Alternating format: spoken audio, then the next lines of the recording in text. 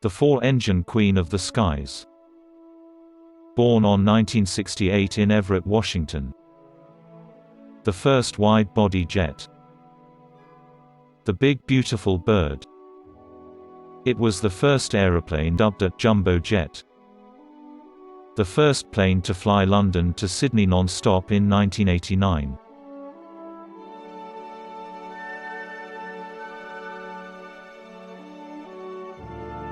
Following its introduction in 1969, the Boeing 747 became a major success with airlines and the flying public.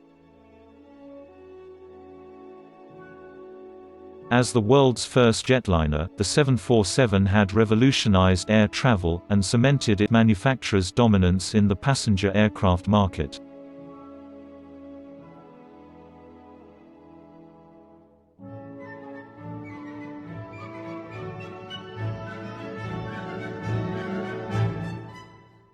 In 1980, Boeing announced the 747-300, its latest 747 variant featuring greater passenger capacity. This was made possible by making a stretched upper deck (SUD), previously an option on the 747-200, a standard feature.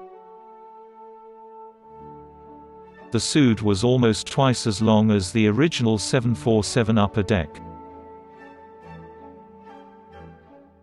Besides increased capacity, the 747-300 did not offer any increase in range, nor did it include improvements in flight deck technology or construction materials.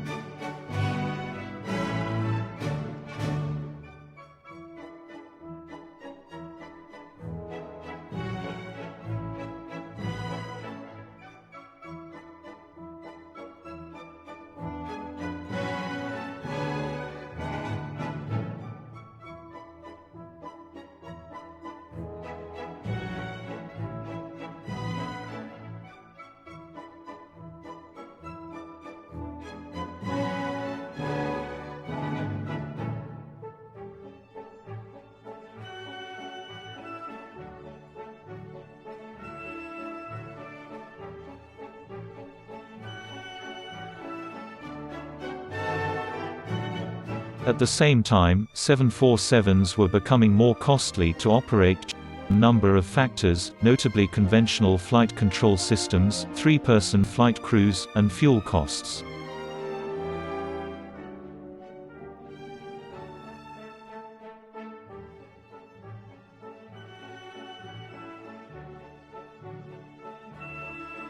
By early 1984, Boeing had identified 5 development objectives for the latest 747 upgrade: new technologies, an enhanced interior, a 1,000 nautical miles range increase, more efficient engines, and a 10% reduction in operating cost.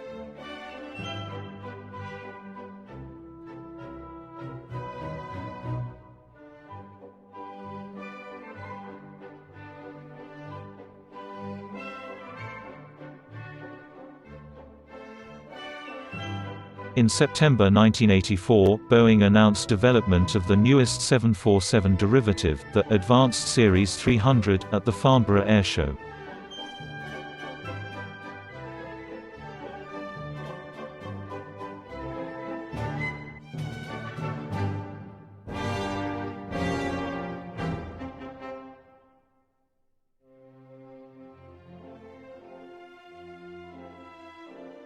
On October 22, 1985, the type was officially launched when Northwest Airlines became the first 747-400 customer, with an order for 10 aircraft.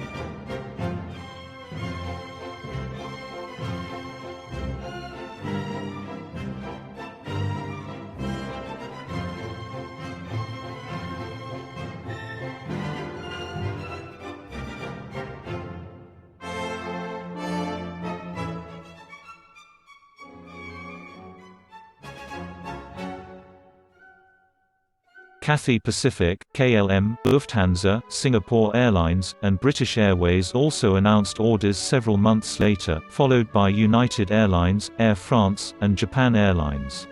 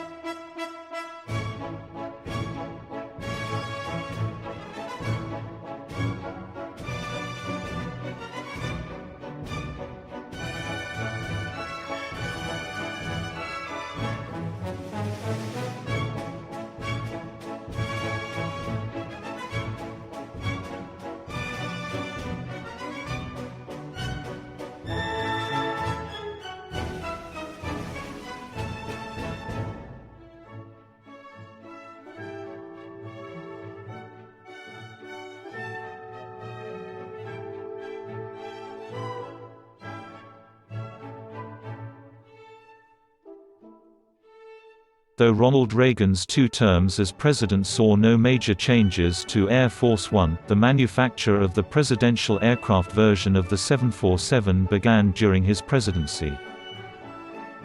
The USAF issued a request for proposal in 1985 for 2 wide-body aircraft with a minimum of 3 engines and an unrefueled range of 6,000 miles.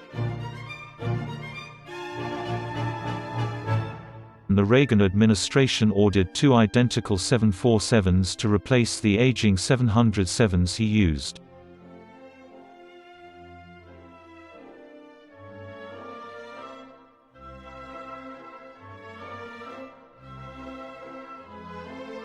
The interior designs, drawn up by First Lady Nancy Reagan, were reminiscent of the American Southwest. The first of 2 aircraft, designated VC-25A, was delivered in 1990, during the administration of George H. W. Bush.